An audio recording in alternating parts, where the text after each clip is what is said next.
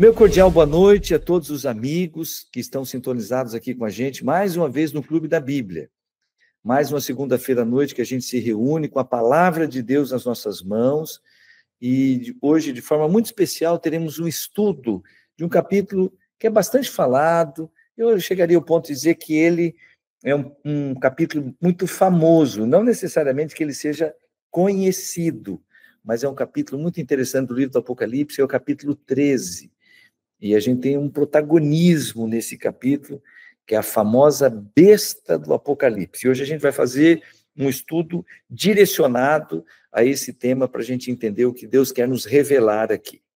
Nós já oramos, o Tiago fez uma oração pedindo para que o Espírito Santo nos dê entendimento, e agora com a Bíblia nas mãos, em Apocalipse capítulo 13, eu gostaria de fazer algumas observações. A primeira delas, lembrando que o livro do Apocalipse, ele é um livro marcado por simbolismos, é o simbolismo profético.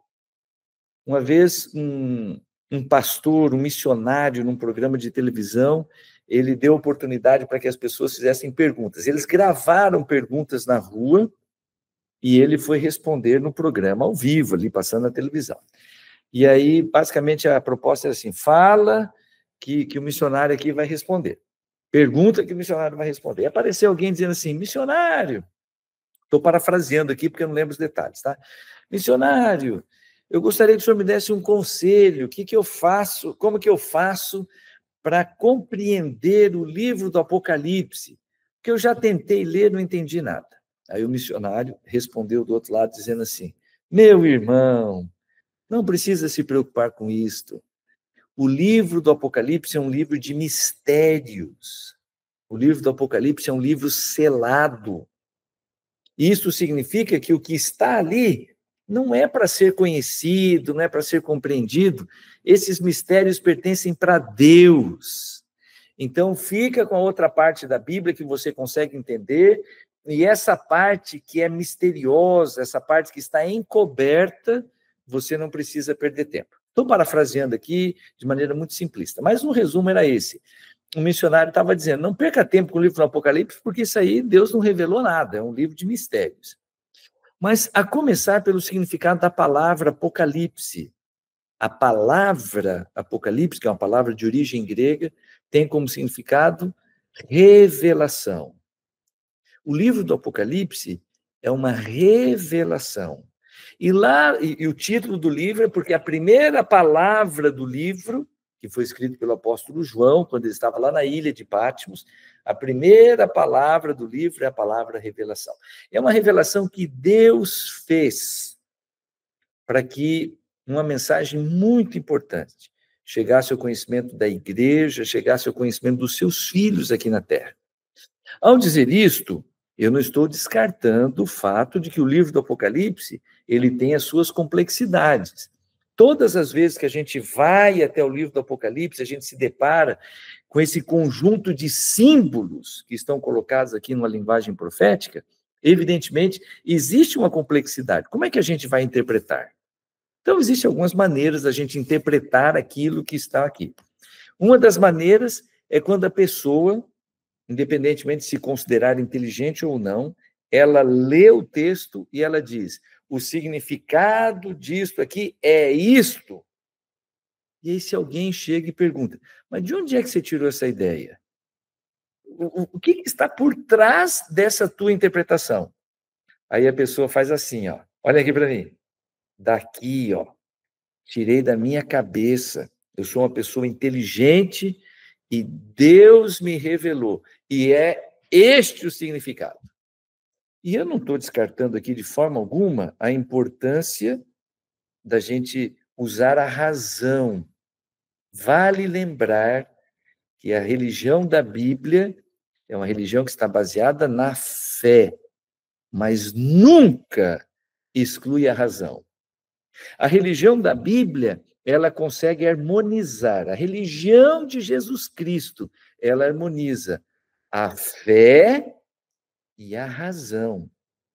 Deus espera que a gente gaste neurônios, que a gente pense, que a gente medite, que a gente aprofunde no significado daquilo que Deus está revelando, usando a capacidade que Ele nos deu.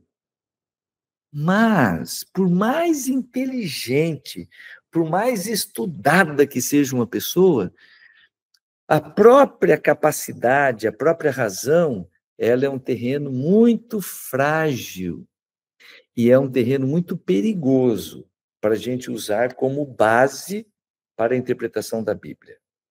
A Bíblia não pode ser interpretada a partir do que uma pessoa pensa. Também não estou descartando a obra do Espírito Santo.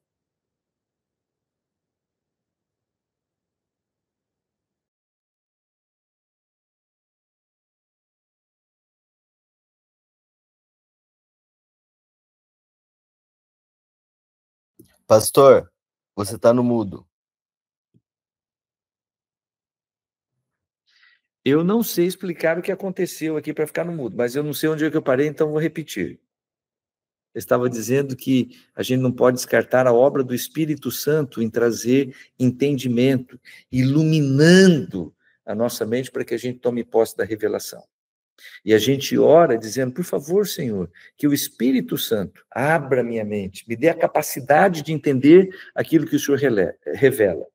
Se o Espírito Santo inspirou o profeta para que as revelações tenham como origem o próprio Deus, e é por isso que o apóstolo Pedro disse, segundo Pedro, capítulo 1, verso 21, nenhuma profecia, ela é produto da ideia humana. Deus, o Espírito Santo, ele colocou no coração do profeta, colocou na mente, ele concedeu a revelação para que o profeta pudesse falar movido pelo Espírito Santo. Esse é um ponto. Então, a gente tem que usar a razão, a gente depende do Espírito Santo, mas a mente humana por si só ainda não é uma referência para a gente dar a interpretação da Bíblia. E aí vale lembrar o detalhe. Se eu for usar a mente humana, como a minha capacidade para eu dar a interpretação da Bíblia, nós estamos aqui num grupo de 11 pessoas, 11 conexões, fora os demais que estão acompanhando. Cada um de nós aqui pode dar uma interpretação. E é por isso que hoje é tão comum nós encontrarmos as pessoas dizendo: você fica com o seu Deus, que eu fico com o meu Deus. Você fica com a sua verdade, que eu fico com a minha verdade. Por mais politicamente correto que seja dizer isto, não é bíblico. O Deus da Bíblia, ele se revela. Não é uma questão, esse é o meu Deus e aquele outro é o seu Deus. Nós temos o Deus que se revela, ele toma a iniciativa. E o nosso desafio é conhecê-lo. Alguns vão conhecê-lo mais, outros vão conhecê-lo menos, mas nós temos um Deus que se revela. E a Bíblia, ela também não é politicamente correta, no sentido assim, cada um fica com a sua verdade e está tudo certo. De inúmeras maneiras, o Pai do céu vem ao nosso encontro, dizendo que há uma verdade. E que a nossa oração e aquilo que nós estamos pedindo para Ele é que a gente tenha conhecimento, que a gente tenha entendimento a respeito da única verdade que Ele revela. Então, repito, vamos dar uma interpretação para o texto da Bíblia, para o texto profético do livro do Apocalipse? A minha interpretação é essa. Não serve. De acordo com a Bíblia, não é essa a referência. Uma outra maneira, a pessoa vem e diz assim, eu estudei bastante e eu quero dizer que os símbolos que estão aqui no livro do Apocalipse são esses. Tal coisa simboliza isto, na linguagem profética aqui, carregada de símbolos. Isto simboliza isto, isto simboliza isto. Tá, de onde é que você tirou essas ideias? Como é que você decifrou na profecia? Como é que você estabeleceu essas referências aqui para os símbolos? Aí a pessoa pode dizer, não, eu estudei filosofia, eu estudei história, eu estudei arqueologia, e eu descobri que, por exemplo, lá na antiga Grécia, tal coisa simbolizava isto, tal coisa. Também não é referência para nós interpretarmos a profecia da Bíblia. Tá, pastor, onde é que você quer chegar? Vamos lá. Você está falando tudo isso para chegar em que ponto? Eu quero chegar no ponto, primeiramente, de que uma promessa, que o livro do Apocalipse não é um livro selado, fechado, escondido. O livro do Apocalipse é uma revelação que Deus intencionalmente faz, vindo ao nosso encontro, para revelar coisas muito preciosas, ainda que numa linguagem profética carregada de símbolos. Essa é a primeira promessa. A segunda, quem tem autoridade para revelar o livro do Apocalipse é o próprio Deus através da sua palavra. É por esta razão que quando a gente vai estudar o livro do Apocalipse, a gente tem que usar a própria Bíblia como referência para que a gente possa interpretar o livro do Apocalipse. Chegando nesse ponto, eu gostaria de dizer que o capítulo 13 do livro do Apocalipse, ele tem uma conexão com uma história lá do Antigo Testamento. E daqui a pouco eu já vou mencionar que história é esta. Na verdade, para a gente decifrar o capítulo 13 do Apocalipse, a gente tem que se debruçar sobre um livro profético lá do Antigo Testamento. Alguém quer arriscar qual é o livro de profecias do Antigo Testamento que é recheado de símbolos? Pode escrever aqui na caixinha de diálogo, aqui no chat. Que livro profético do Antigo Testamento, também recheado de profecias, de símbolos, ele oferece para nós um substrato que nos dá bagagem, que nos dá as referências para que a gente possa interpretar o livro do Apocalipse. Alguém gostaria de dar uma ideia aqui, de propor? Ana Paula já matou a charada e escreveu aqui. É o livro de Daniel. O livro do profeta Daniel, ele é recheado de elementos que nos ajudam a interpretar o livro do Apocalipse. E tem uma história dentro do contexto ali do livro do Apocalipse, do livro de Daniel, que nos ajuda também a entender o que está acontecendo aqui no livro, no capítulo 13. Meus queridos, o capítulo 13, ele tem muitas coisas aqui para a gente avaliar, tem muitos detalhes. Eu não vou me aprofundar, eu vou fazer aqui uma interpretação, de uma certa forma, um tanto superficial, levando-se em conta a imensidão de detalhes que estão aqui, mas eu gostaria de oferecer aqui alguns elementos para a gente dar a interpretação desse capítulo. A gente começa lendo, eu vou ler aqui na minha Bíblia, é uma versão tradicional, Nova Almeida atualizada, a versão que eu vou ler. Apocalipse capítulo 13, a partir do verso 1, diz assim, o apóstolo João escrevendo, eu vi emergir do mar uma besta que tinha 10 chifres e 7 cabeças, e sobre os chifres 10 diademas, e sobre as cabeças nomes de blasfêmia. A besta que vi era semelhante a leopardo, com pés como de urso e boca como de leão. E deu-lhe o dragão o seu poder, o seu trono e grande autoridade. Então vi uma das suas cabeças como que golpeada de morte, mas essa ferida mortal foi curada. E toda a terra se maravilhou seguindo a besta. E adoraram o dragão, porque deu a sua autoridade à besta. Também adoraram a besta, dizendo, quem é semelhante à besta? Quem pode pelejar com ela? Foi-lhe dado uma boca que proferia arrogâncias e blasfêmias e autoridade para agir 42 meses. E abriu a boca em blasfêmia contra Deus, para lhe difamar o nome e difamar o tabernáculo, a saber, os que habitam no céu. Foi-lhe dado também que pelejasse contra os santos e os vencesse. Deu-se-lhe ainda autoridade sobre cada tribo, povo, língua e nação. E adorá-la-ão todos os que habitam sobre a terra, aqueles cujos nomes não foram escritos no livro da vida do Cordeiro, que foi morto desde a fundação do mundo. Se alguém tem ouvidos para ouvir, ouça. Se alguém leva para cativeiro vai. Se alguém matar a espada, necessário é que seja morto a espada. Aqui está a perseverança e a fidelidade dos santos. Ponto. Li o texto que vai, Apocalipse capítulo 13, do verso 1 até o verso 11. A gente para por aqui, perdão, até o verso 10. A gente para por aqui e depois a gente continua a leitura. O Tiago compartilhou com a gente um texto aqui na caixa de diálogos. Quem está sem a Bíblia pode abrir aqui o chat e acompanhar a leitura por aqui. Alguns detalhes para a gente interpretar. Primeira coisa, na minha versão aparece a expressão eu vi uma besta que surgia do mar, que emergiu do mar. Gente, o que é besta?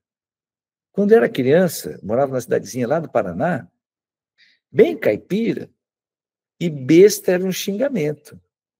Quando a gente queria xingar algum colega da escola, ou a gente estava brigando com os irmãos, a gente dizia assim, seu besta.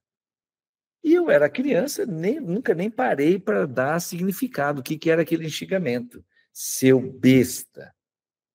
Depois eu fui crescendo, conheci o texto da Bíblia, e a Bíblia dizendo assim, a besta do Apocalipse. Ainda continuava sem dar entendimento. Mas o que é besta? Talvez alguém tenha lido, aí na sua versão, que o sinônimo, já para a gente começar matando a charada, que o sinônimo da palavra besta seria animal. Então, primeira coisinha, muito simples.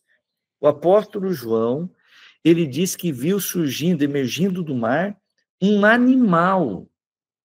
E a descrição desse animal, um animal muito estranho, muito peculiar, muito diferente, que nós não temos nada que possa ser igual a esse bicho que ele viu surgindo aqui do mar. Aí vem a descrição. Um animal que tinha 10 chifres, 7 cabeças, era semelhante, o verso 2 diz, semelhante a um leopardo, com um pé semelhante ao pé de urso e boca de leão. Meu pai, mas que mistura, que simbiose é esta aqui desses animais? Muito difícil da gente conseguir até conceber, né? Que bicho era esse? Vamos lá, eu disse para vocês que para a gente matar a charada aqui, a gente tem que usar o livro de Daniel. Não é que lá no livro de Daniel são mencionados esses animais? É mencionado o leopardo, o urso, o leão. São mencionados animais que são símbolos de poder, são símbolos de reinos. E lá no livro de Daniel, esses animais, eles não eram animais que estavam alinhados com Deus, que pudessem dizer assim, ó, esses animais são amigos de Deus. Eram símbolos, poderes, representando que eram inimigos de Deus. Então, agora a gente volta para cá. A gente tem um animal muito esquisito, semelhante aos animais, é uma mistura daqueles animais que estavam lá no livro de Daniel, e tem este ponto em comum. Esse animal, ele é inimigo de Deus. É um símbolo, animal, símbolo de poder, é um poder aqui da terra que se opõe a Deus. E aí vem aqui na linguagem profética, simbólica, descrevendo descrevendo ações que o caracterizam como um inimigo, descrevendo ações que o colocam em posição contrária a Deus. A primeira questão é este animal recebe poder que vem do dragão. E nós já estudamos aqui dentro do livro do Apocalipse que dragão é um animal que simboliza diabo, que simboliza Satanás. E esse pequeno texto eu preciso ler. Na minha Bíblia é só virar uma página. Aqui, Apocalipse, capítulo 12, verso 7. Apocalipse, capítulo 12, verso 7. É o capítulo anterior, aqui é o capítulo 13. E aqui está o texto para dizer quem é o dragão. Na minha Bíblia, a partir do verso 7, Apocalipse 12, verso 7, diz assim: houve batalha no céu. Miguel, que é um dos títulos de Jesus Cristo, Miguel e os seus anjos pelejaram contra o dragão. Também pelejaram o dragão e os seus anjos. Todavia não prevaleceram, nem mais se achou no céu o lugar deles. E foi expulso o grande dragão. Agora vem dizer, quem que é esse grande dragão? Está aqui no verso 9. A antiga serpente, que se chama Diabo e Satanás, o enganador, o sedutor de todo mundo, sim, foi atirado para a terra e com ele os seus anjos. De maneira assim categórica, a Bíblia afirma: o dragão é o diabo, é Satanás. E ele sempre vai se apresentar como sendo inimigo de Deus. Teve batalha no céu, Jesus Cristo, antes da encarnação, com o título de Miguel, o arcanjo Miguel, que é símbolo de Jesus, que é o Senhor Jesus Cristo, pelejou contra o diabo, contra o dragão. E ele foi expulso para a terra, juntamente com seus anjos. Agora a gente chega aqui, ao falar a respeito da besta, ao falar a respeito desse animal que surgiu da água, e vem essa descrição para a gente saber que é um poder contrário a Deus. Gente, se em algum momento alguma pessoa estudando o livro do Apocalipse quiser atribuir ao animal que surgiu do mar, quiser atribuir à besta alguma característica que seja característica positiva, vai ter que fazer uma ginástica enorme e não vai ter respaldo da Bíblia. A besta do Apocalipse é um poder contrário a Deus, é antagônico a Deus. E ela recebe o seu poder para exercer a sua autoridade aqui na Terra, ela recebe o poder do dragão, que é o diabo. Então, esse animal, que é um poder de esfera humana, recebe poder do diabo. E ela faz basicamente duas coisas. A primeira é blasfema contra Deus. Eu estou usando aqui a expressão da Bíblia, que está no verso 4, finalzinho do no verso 5, Apocalipse capítulo 13, verso 5, falando aqui dessa besta. Foi-lhe dado uma boca que proferia arrogâncias e blasfêmias. Essas arrogâncias e blasfêmias é em relação a Deus. Eu vou parafrasear aqui esse poder de esfera humana que recebeu autoridade, né, recebeu o poder do diabo, é contrário a Deus, e no exercício da sua autoridade, ela blasfema contra Deus, ela tem uma postura de arrogância. Quando a gente estuda lá no livro de Daniel, falando sobre um poder que é contrário a Deus e que profere blasfêmia contra Deus, a gente acaba descobrindo que ele atribui esse poder aqui da terra, atribui para si coisas que pertencem a Deus. Lá no livro de Daniel, por exemplo, diz que esse poder se esforçou para mudar os tempos e a lei de Deus. Mudar os tempos e a lei de Deus. Isso é atribuição de Deus, mas o poder vai lá, eu sou contrário a Deus, eu vou mudar os tempos e a lei. A gente acaba descobrindo que, no decorrer da história, houve movimentos religiosos. Isso aqui é um detalhe que eu preciso destacar. Evidentemente, aqui é uma apresentação de um poder que está na esfera humana, mas que está em antagonismo a Deus, e está em antagonismo a Deus não para questões humanas, está em antagonismo a Deus para questões espirituais, simplificando, em questões religiosas. Então, Deus está dizendo, aqui está meu povo, aqui está a minha vontade. Esse poder vai querer assumir posições e atribuições que pertencem a Deus, por isso essa blasfêmia, essa arrogância, essa ousadia, como é descrito aqui na Bíblia, e vai perseguir o povo de Deus. Então, aqui está dizendo, olha, além de se posicionar contra Deus, vai perseguir o povo de Deus. No verso 7 diz, no verso 6, abriu a boca em blasfêmias contra Deus, para lhe difamar o nome, para distorcer o seu caráter. O nome de Deus é símbolo do seu caráter. Para lhe difamar o nome e a sua morada, o seu tabernáculo. E aí no verso 7 diz também, para pelejar contra os santos, contra os filhos de Deus. Não é santo no sentido de pessoas que alcançaram a impecaminosidade.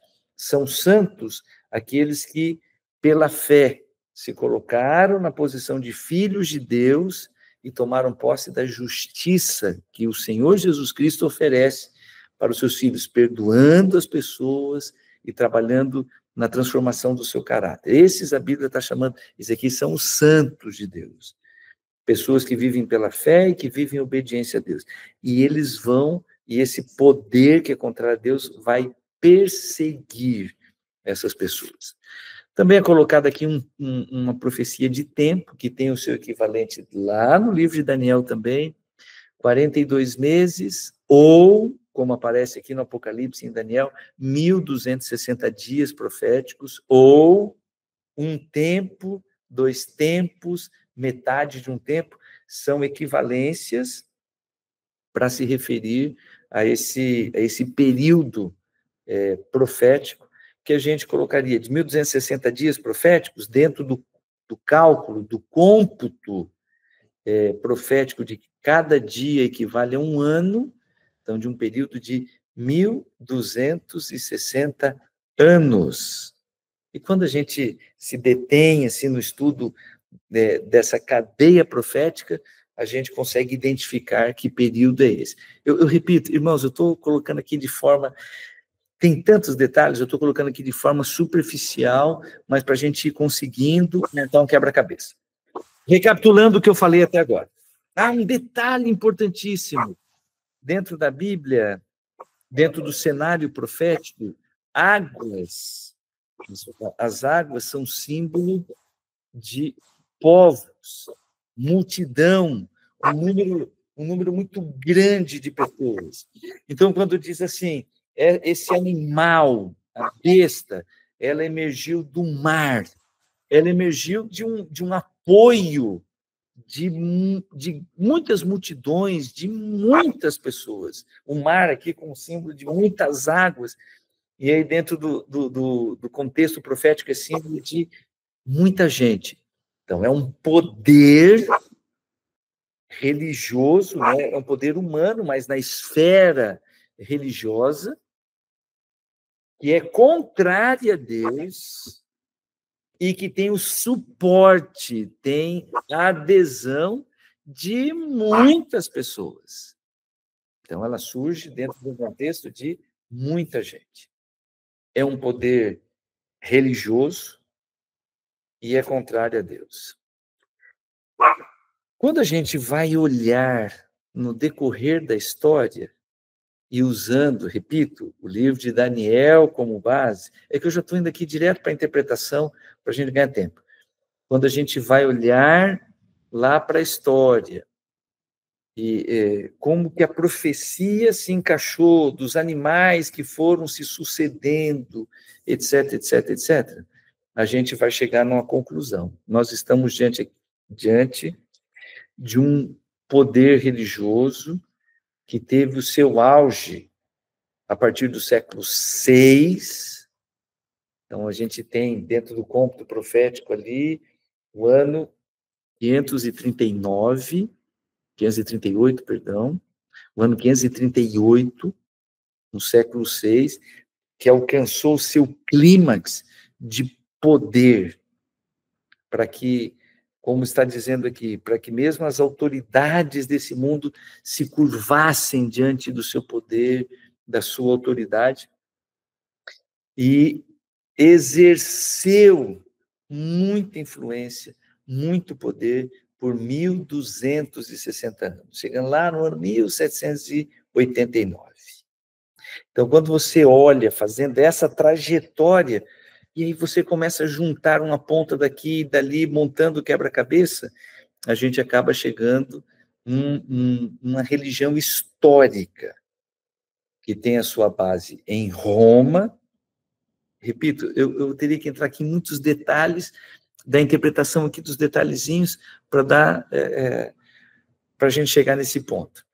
Tem a sua base em Roma, não apenas como localização, mas lá na sua origem, lá no Império Romano, dentro da questão do tempo, da sucessão dos reinos, que foram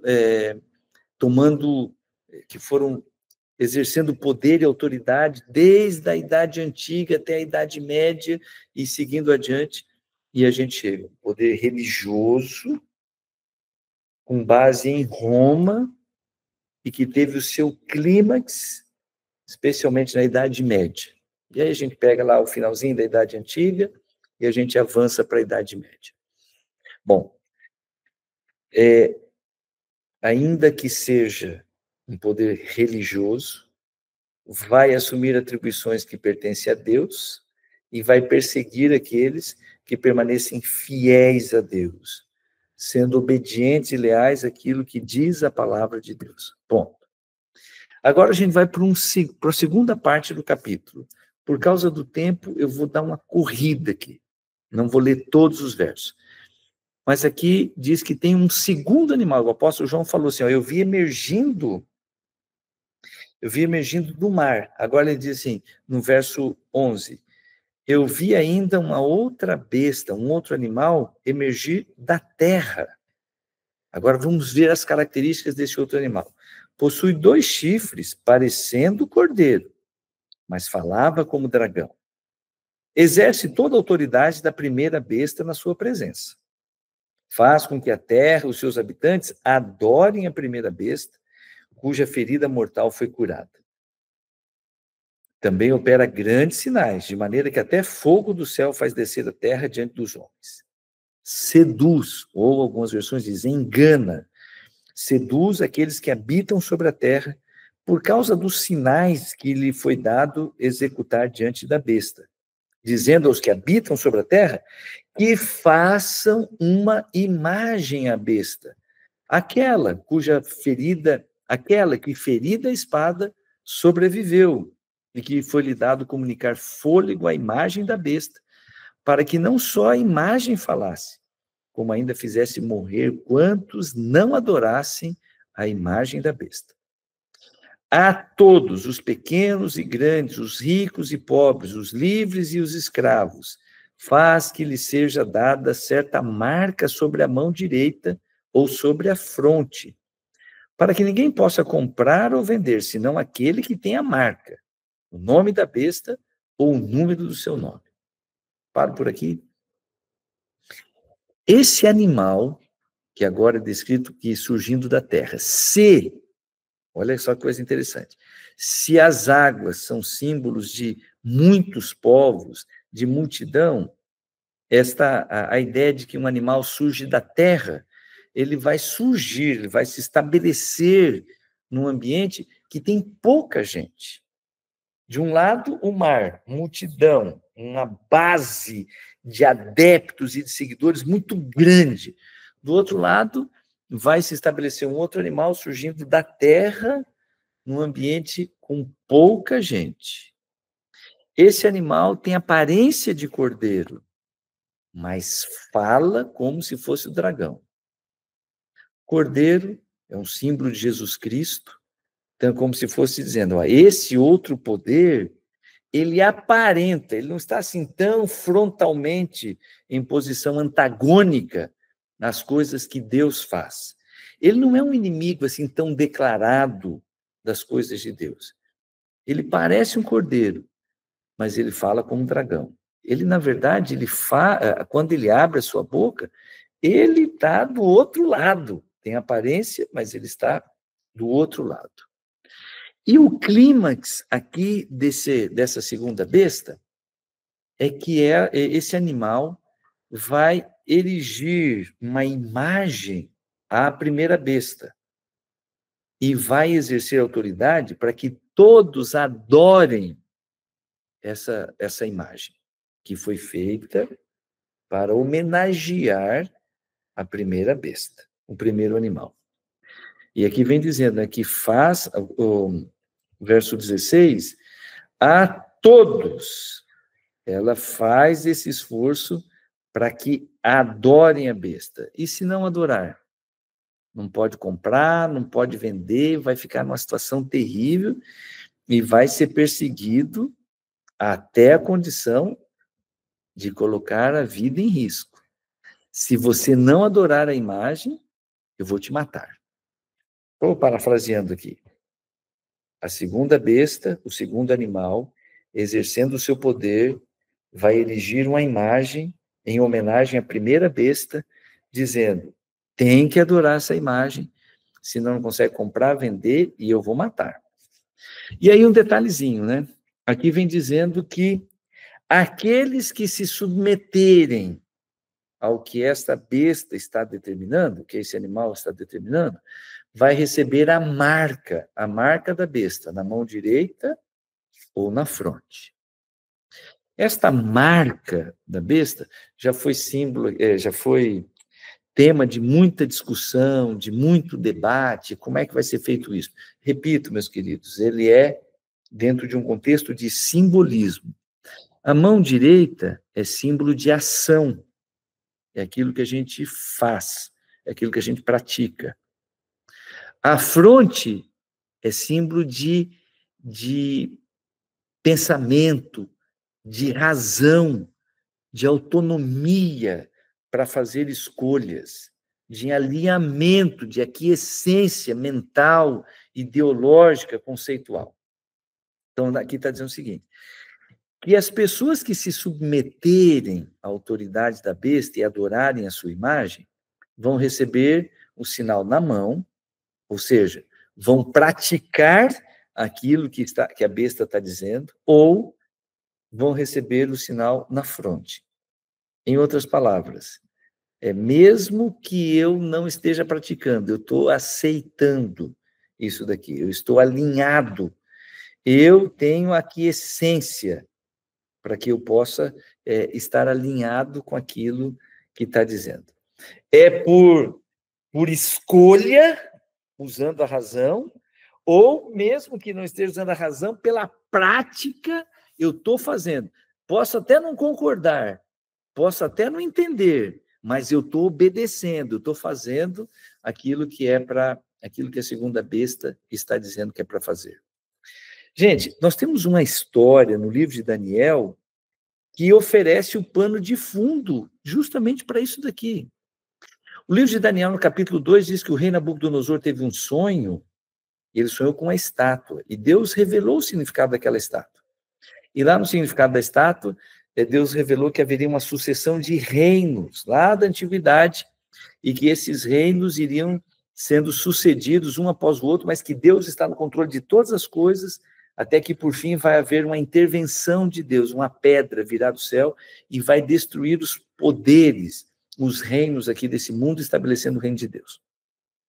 O rei Nabucodonosor, que teve o sonho, recebeu a explicação da parte do profeta Daniel, e aí vem o capítulo 3, dizendo que o rei, não satisfeito de que ele fosse representado pela cabeça de ouro, ele construiu uma estátua muito grande, e essa estátua era a representação da sua glória, era a representação do seu reino. E ele colocou essa estátua numa planície e ele estabeleceu um decreto dizendo: todas as pessoas devem se curvar, devem adorar a estátua que eu fiz. Esta estátua ela é inteira de ouro. E o rei Nabucodonosor estava querendo dizer, que cabeça de ouro e depois virá um outro reino? Não, eu vou ser eterno, entre aspas. O meu reino vai ficar para sempre, não vai passar depois para os medos e persas, como está profetizado. Eu vou permanecer para sempre. E agora eu estou colocando essa estátua aqui na planície, contrariando o que Deus está dizendo, e eu estou, de maneira assim, muito afrontosa, eu estou estabelecendo uma outra direção. E eu quero dizer, tem que ajoelhar e adorar essa estátua. Aí o capítulo 3 do livro de Daniel diz que o rei estabeleceu que a orquestra ia tocar, e quando a orquestra tocasse, todos deveriam se curvar.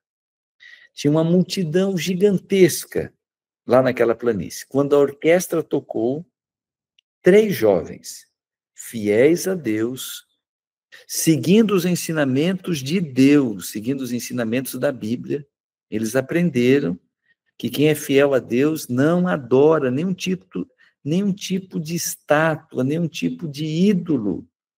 Não se curva, está escrito na Bíblia, o segundo mandamento da Bíblia, lá em Êxodo, capítulo 20. Aqueles jovens sabiam tudo isso de cor, eles sabiam todos os textos lá do Antigo Testamento, dizendo: Deus falou, não é para construir imagem nenhuma, nem do que está em cima no céu, nem embaixo na terra, e não é para se curvar, não é para adorar essas imagens. Aqueles 3 jovens, quando a orquestra tocou, todo mundo se curvou, se ajoelhou diante da estátua, pois os 3 permaneceram em pé. Eles foram levados diante do rei, e o rei falou o seguinte: é verdade que vocês não se curvaram diante da estátua que eu mandei fazer?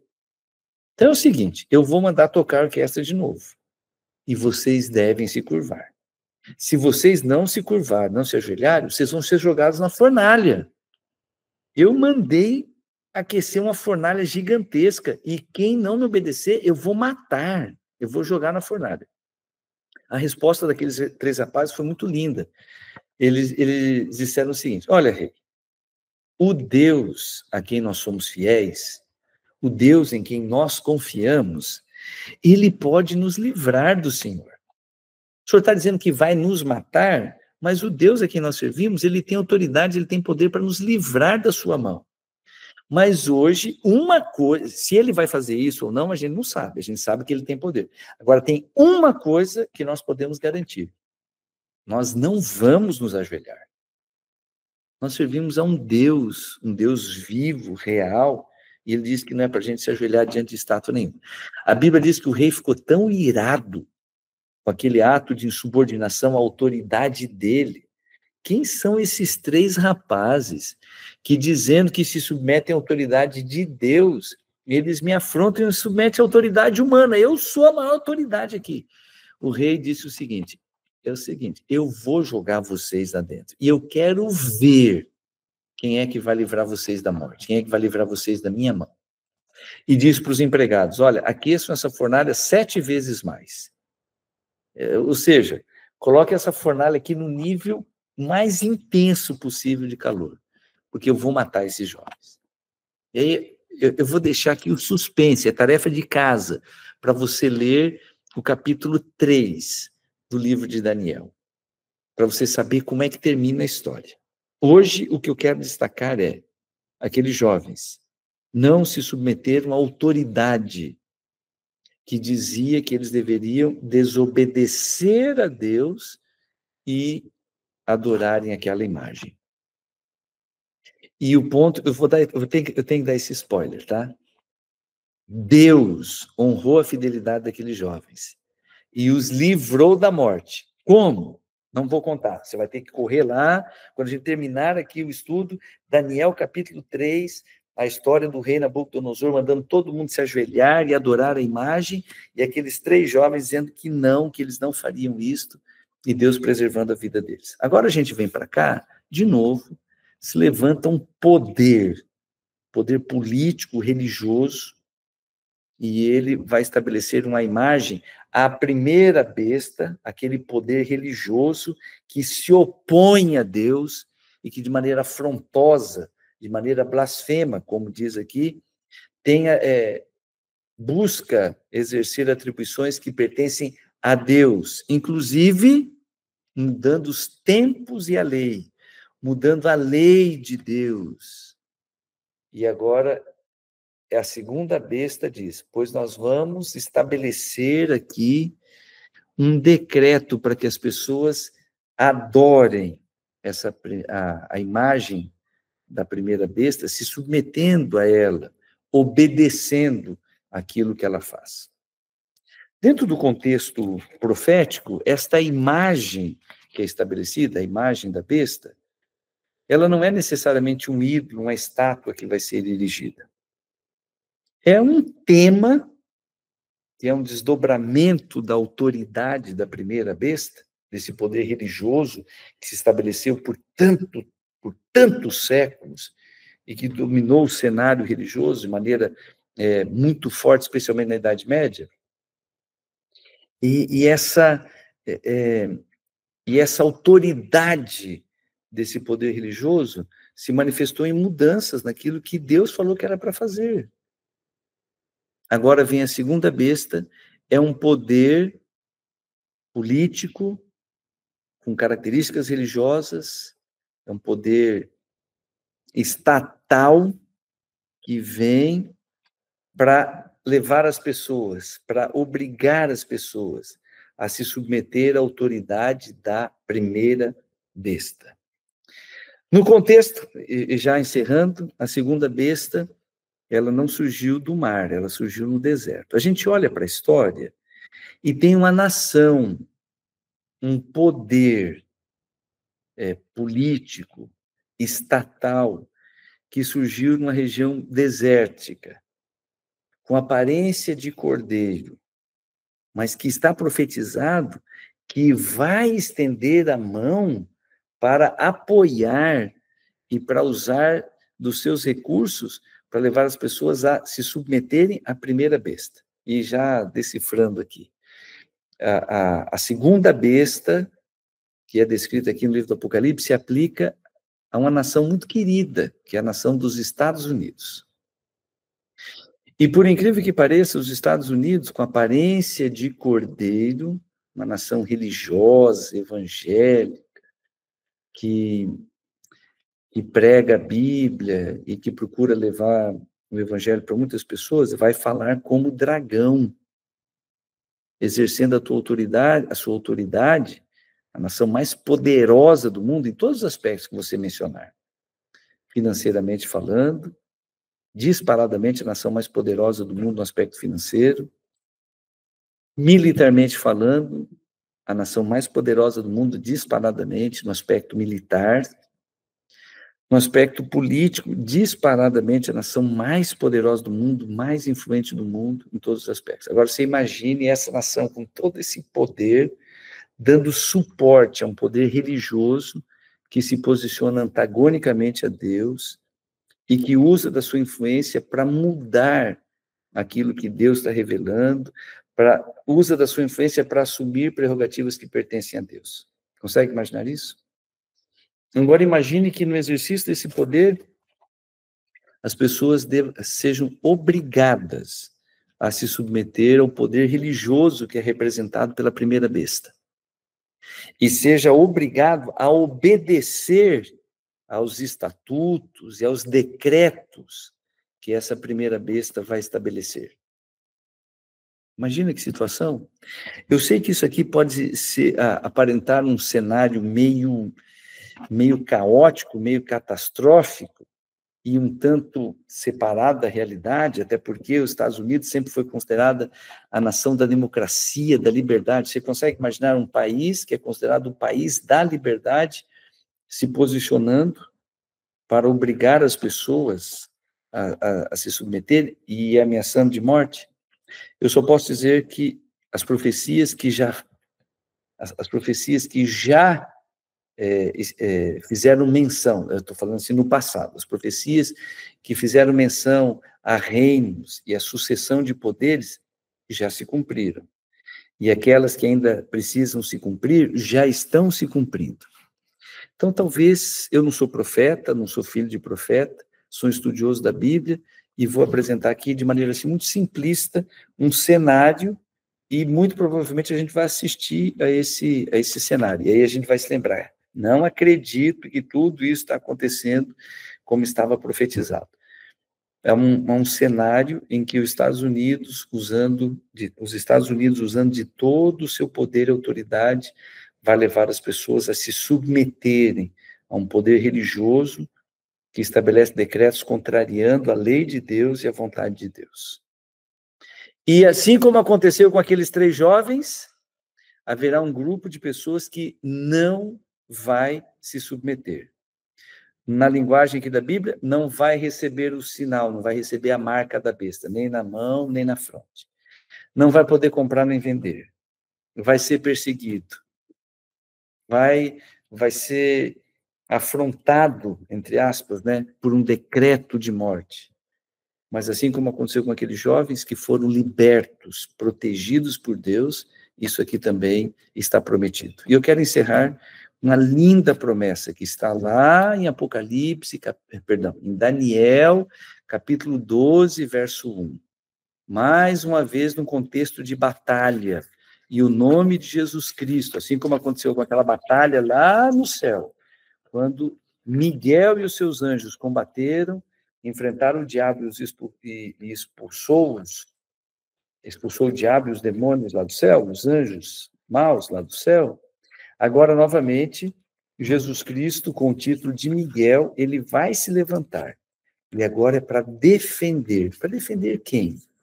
Daniel capítulo 12, verso 1, faz alusão a um tempo profético de grande provação, de perseguição dos filhos de Deus, do povo de Deus. Eu vou ler na nova versão internacional que o Tiago compartilhou com a gente aqui no chat. Diz assim, referindo-se a esse tempo no futuro, dessa perseguição, do exercício do poder da primeira e da segunda besta, querendo obrigar as pessoas a se submeterem aos decretos do poder religioso que contraria a vontade de Deus e a lei de Deus. Naquele tempo, naquela ocasião, naquele momento, naquela ocasião, Miguel, o grande príncipe que protege o seu povo, se levantará. Haverá um tempo de angústia, qual nunca houve desde o início das nações até então. Mas naquela ocasião, o seu povo, todo aquele cujo nome está escrito no livro, será liberto. Miguel, o Senhor Jesus Cristo, com esse nome de contexto de luta, de batalha, ele vai se levantar para proteger o seu povo. E ele vai livrar, vai libertar o seu povo da perseguição dos poderes que são contrários a Deus e que perseguem os filhos de Deus. O que a gente precisa fazer? E eu encerro aqui com esse desafio de fé.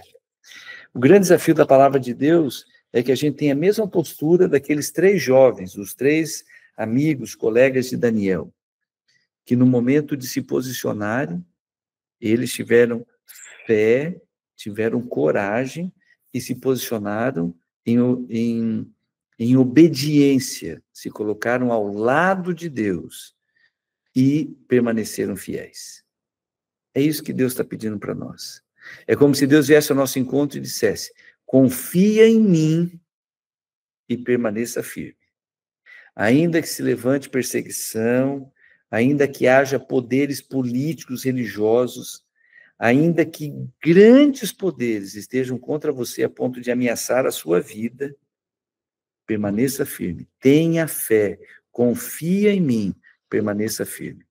E se os poderes religiosos, políticos se levantarem, fazendo decretos para que você obedeça a leis, a invenções humanas que contrariam a palavra de Deus, tenha fé, permaneça fiel, obedeça a Deus, porque Miguel se levantará para proteger o seu povo e vai libertá-los. Vai dar livramento das perseguições e, acima de tudo, vai dar a vida eterna aos seus filhos. Eu desejo que seja essa a nossa experiência, que assim como aconteceu com aqueles jovens, diante da provação, que a gente permaneça fiel e desfrute da libertação de Deus. Tiago, posso fazer uma oração para a gente encerrar? Vamos orar então. Pai do céu, nosso Deus, obrigado pela promessa maravilhosa de que nós não estamos abandonados aqui nesse mundo, e que ainda que se levantem poderes, ainda que haja poderes humanos, políticos, que recebam autoridade do próprio dragão, que sejam colocados em antagonismo ao Deus verdadeiro e à sua palavra, ainda que tudo isso esteja existindo, nós queremos agradecer a proteção, a promessa de que o Senhor está do nosso lado e que nós podemos permanecer fiéis e que o Senhor vai honrar a nossa fidelidade, nos livrando, nos libertando, mas, acima de tudo, nos dando a vida eterna, porque nós somos teus filhos. Abençoa cada um que esteve aqui nesse estudo, a cada família aqui, é a nossa oração em nome de Jesus. Amém.